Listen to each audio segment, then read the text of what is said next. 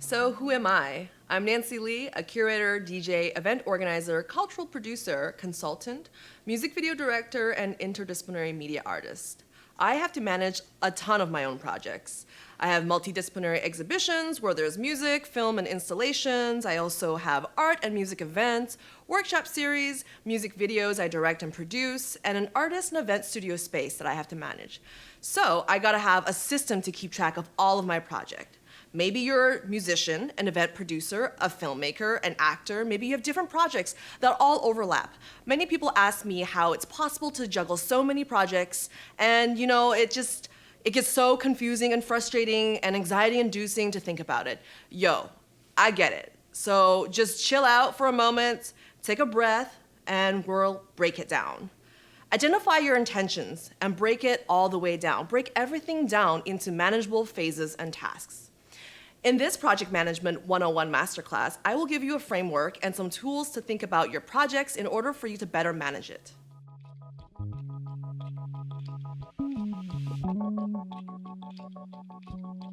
So, how do you define a project? A project must have the following 5 components. First, we have the goal. What are you trying to achieve? It can be as big as putting out an album, shooting a music video, throwing a festival, or as small as recording a single or planning your social media posts for the month. 2, timeline. When are you trying to achieve it by? For example, music videos may have a 10-month life cycle. We have the fundraising and pre-production planning, which takes about 6 months. We have the production, maybe that takes about 2 days. And then we have the post-production, and that might take 4 weeks. And then we have the final marketing, which might be a 3-month process. Or a workshop series, which might have a 6-month life cycle.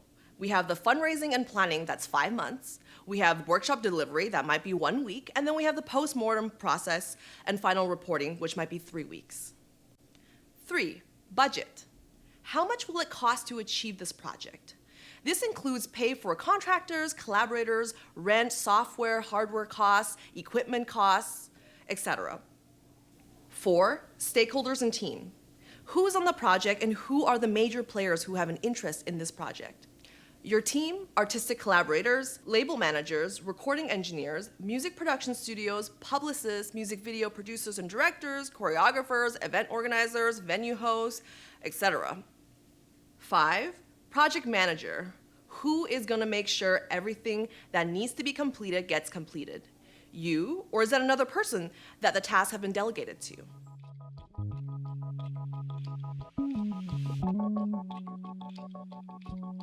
Managing your project. So now that you have a goal or a vision, you need to build a plan. The plan must include the project scope, timeline, and budget. Plan projects from conception to implementation. So that might be a conception of an album, all the way to its release and marketing, the conception of a music video, to its release and marketing, and the conception of events. One of the tools that you can use is mind mapping your project phases and tasks. A lot of people come to me and they're like, I have this intention, but I have no idea how do I even get started. People often struggle with conceptualizing a project into a linear timeline. As an artist myself, thinking about a big project can feel so overwhelming. What I find super helpful is mind mapping a project. If, let's say, putting out an album is your project, that would be the bubble in the center of your page. Think about what are the components or phases it takes to put on an album. There's songwriting in one bubble, recording, which is in another bubble, there's maybe music video production, which is another bubble, and then there's marketing and performing and touring. How do I further break down each of these phases? Songwriting could be jamming on your own, jamming with other people and collaborators, recording rough sketches, writing lyrics, brainstorming concepts for your album, and maybe themes. Maybe you already have some sonic sketches of your song, and your songwriting process is to revisit some of those old works. A recording phase can be further broken down into finding a producer to work with, recording specific instruments, recording your vocals, programming drums, learning how to use certain softwares or plugins, finding a studio to work out of, or finding someone to mix and master your tracks. In your marketing phase, you might be working with a label, picking out what singles you're gonna be releasing, the order of your tracks, which songs are gonna have a music video. For example, music video can be kind of overlapping. It could be a whole nother project on its own. That might include working with your label, your publicist to identify your audiences, where to distribute and promote your music videos, strategizing a social media content schedule for each single leading up to the album release. You can take a look at all of the bubbles in your mind map and estimate how much time it would take to do one task. Ask yourself if some of these tasks can occur concurrently. If so, maybe some of the tasks can happen at overlapping times. Add up the time needed for all of the project phases, and now you have a general idea of the life cycle of your project. You can also assign a dollar value to each task. How much would it cost for you to complete a specific task? Do you need to pay another fee in addition to the contractor, like rent, studio fee, maybe food or transportation? The more detail, the better.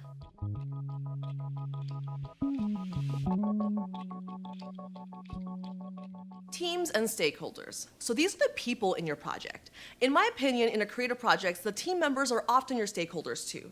Keeping the people on your project happy is one of the most important aspects of project management. First, you have to assemble the team. Identifying a proper team is critical to the basics of project management. Every project team will vary depending on the scope of the initiative and the functions needed to complete the project. Finding specialists, mentors, and experts for each of the tasks, if you can afford it or have access to it, is crucial. Or scheduling enough time for you to learn the tasks so you can execute it on your own. For example, there's producers, there's session musicians, there are artistic collaborators, there are music video directors, there are stylists, publicists, etc. It's super important to have agreements with your collaborators, contractors, and partners. We have to set clear expectations for roles and fair exchange. A working relationship is an ongoing consensual relationship. Things change, so make sure to always check in. Second, we have to lead the team. Now that the team has been assembled and their tasks have been assigned, the project manager must keep the machine well-oiled, covering all the project management basics and beyond. So this will include checking in on individuals for status updates, identifying and clearing roadblocks, negotiating disagreements, keeping team morale high, and providing training and mentoring. Scheduling is also a key component of project management and managing your team. Using a shared calendar service such as Google Calendar that can automatically send invites will help with communication. One of your jobs as a project manager is to communicate the timelines and the due dates and changes. Checking in on everyone's capacity and ability to deliver on what was promised, and also communicating any project changes is super important. Having clear communication expectations with your team is also important. So that may look like an acknowledgement from a message. Maybe in your project phase that's really intense at the moment, you would like to hear back from your teammates within a 6-hour response time. Engaging stakeholders. Stakeholders play a large role in your project. They're typically the really influential people that are affected by the project. An essential part of the project management basics, project managers need to maintain a good relationship and an open line of communication with stakeholders who can not only help clear roadblocks and empower your team, but can also create unnecessary bottlenecks and derail a project if they become unhappy with the direction. For example, those people might be your label, your venue host, other artists featured on your project, sponsors, production companies, and funders.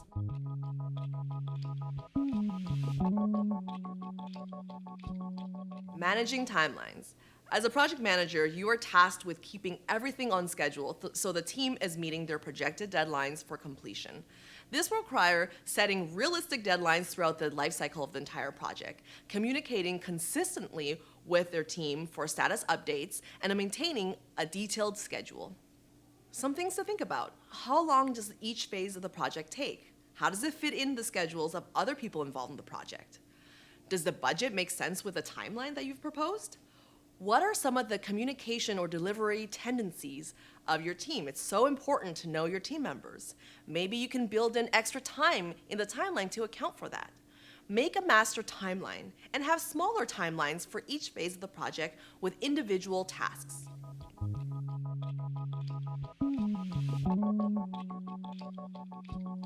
Budgets. Dun, dun, dun. This is the most challenging part for a lot of people. Managing the budget. This will involve comparing real-life expenditures to estimates and proposals and adjusting the project plan if necessary. Use a spreadsheet. Learn basic spreadsheet functions like sum, which means adding things up. There are so many budget templates that you can find online for various projects. So what I always tell people is to create an overview budget and do expense tracking on the same spreadsheet. One piece of advice I give people is to use a multi-tab setup on a spreadsheet, because this will allow you to come up with multiple budgetary scenarios during your planning process. Scenario 1, if we did get the grant. Scenario 2, if we didn't get the grant, but our community donations pulled through. Scenario 3, if we didn't get the grant and our community donations didn't pull through. Reality usually happens between your best case scenario and your worst case scenarios. I also think it's a good idea to enter your expenses into an expense tab. So this is a separate tab where you keep all of your expenses with the date, dollar amount, the description, and the category, and maybe even a picture of your receipt in a folder. Depending on the cycle and the intensity of the project, maybe you can do your books at the end of every day, week, or once a month, so you can reconcile your expenditure and figure out how well you're keeping on track of the budget. How do you manage shifts in budgets? Well, you can have a contingency plan during your planning process. I usually put in some contingency in my budgets or pad my budgets with more conservative estimates of what services or things would cost. Maybe the scope of your project will need to be changed or readjusted. Maybe the timeline needs to be extended. Maybe you have to drop certain line items and take components in a different direction. Maybe the project has to pause completely because there needs to be another phase of fundraising.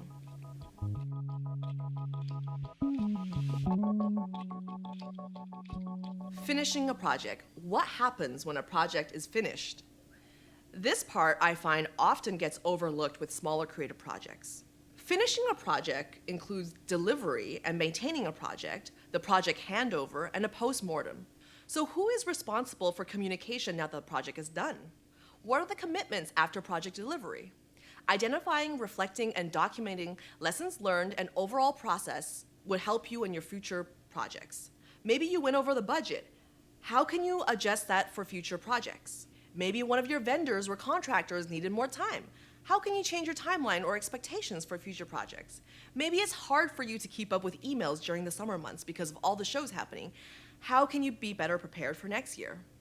Here are some of the tools that you can check out for project management that I often use on my projects. There's Asana, there's Trello, there's Airtable, there's Notion. Some of the communication tools that you can use for communicating with your teams is Slack or Discord, or even as simple as chat groups, like chat groups on WhatsApp or Telegram. I use Google Cal and Google Drive to manage my calendar of my projects and the different media assets in my project. Let's do a quick overview. We talked about the 5 essential components of the project. We have first the goal, second the timeline, third the budget, fourth the people, so that's including your team and your stakeholder, and 5, the manager or the producer for the project. We discussed how to build a project using mind mapping tools to help identify various phases of your project, best practices on managing a team, how to manage a timeline, and how to manage a budget. Lastly, we talked about how to wrap and finish a project.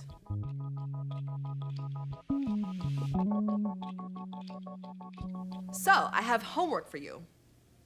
Take a look at your project and mind map or list out the different phases in it. Further break down each of those phases in your project to smaller actionable tasks. Assign a time and price to these actionable tasks. Set up a Google Calendar and populate it with the tasks and the beginning of ending of each of these phases so you can see it holistically.